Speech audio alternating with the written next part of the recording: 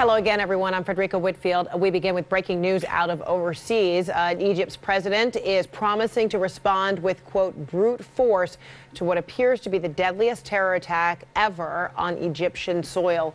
We need to warn you, the images you're about to see are very graphic. State media reporting that more than 235 are dead at a mosque in the northern Sinai region. Witnesses say the attack started with an IED going off in a building adjacent to the mosque. When worshippers got out, gunmen opened fire, and they kept firing even as ambulances arrived to try to help the injured. President Trump tweeted his condolences a short time ago. He said, in part, horrible and cowardly terrorist attack on innocent and defenseless worshippers in Egypt. The world cannot tolerate terrorism. Patrick Markey joins us over the phone right now. He is the Reuters bureau chief in Cairo. So, Patrick, what more do we know about this attack? Well, as you said, so far we have 235 people killed, about 109 wounded. As you pointed out, this is the deadliest attack in Egypt's modern history.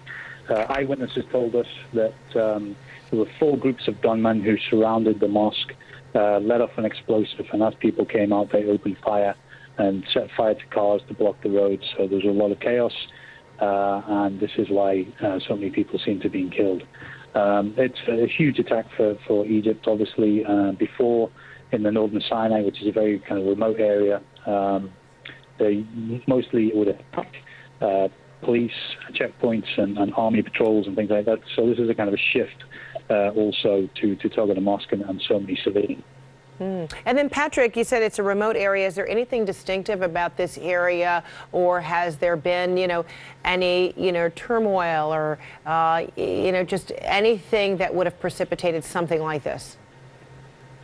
Well, this is there's an Islamic State affiliate that's active in the area. It's one of the few areas where an Islamic State branch still has a kind of foothold after the fall of so many cities in Iraq and Syria.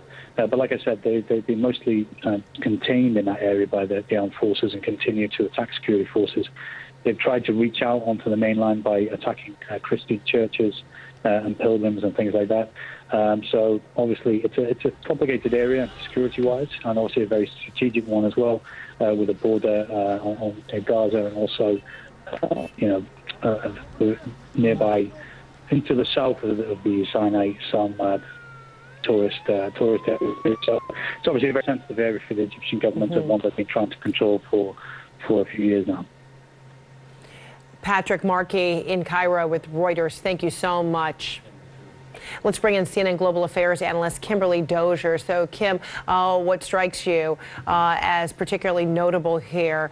Patrick mentioning this is a very remote area, but security is one that is very tenuous. Well, we have been looking for some sort of migration of ISIS violence, and as Patrick mentioned, there has been a local militant branch that switched its allegiance from al-Qaeda to ISIS back in 2013 that is the most likely perpetrator of this violence. ISIS did in the past several months tweet out video of the execution of Sufi Muslims from the Sinai area, and the mosque that was hit was known to be frequented by Sufi worshippers. So just looking at that circumstantial evidence and knowing that ISIS has been wanting to send a message that it is still able to wreak havoc as it loses territory in Syria, they're the most likely culprit. And then, Kimberly, clearly it seems like a plan of no escape.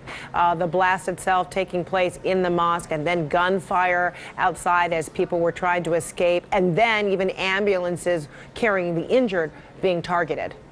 Yes, it shows a migration also, if it does turn out to be ISIS, of their tactics. They had before been focusing on the Coptic Christian community inside Egypt, but they are apparently being hemmed into the Sinai area by that Egyptian military crackdown. So I guess they had to pick the targets that were available. And what this points to is probably a further a tightening of that area. Journalists haven't been allowed to access it, but the Egyptian military will now be forced to show that it has control, and that points to more crackdowns in the region, more raids, and that's all happening outside the public's point of view. How might this potentially threaten government there? Well, Egypt has been facing the unrest of its own crackdown on the Muslim Brotherhood and the leftover unrest for that. So there is a certain amount of public discontent, but also a real feeling within the Egyptian public that they tried with their demonstrations. They're back to having a former general in charge of them. They're back to authoritarian rule. What it might point to actually is a worsening the situation for ISIS. The Sinai tribes had been working somewhat with the Egyptian military. They know that mountainous region inside and out. Now members of their own have apparently been attacked as part of this mosque attack, and they will likely cooperate even more closely with Egyptian authorities. All right, Kimberly Dozier, thank you so much. Appreciate it. Thank you.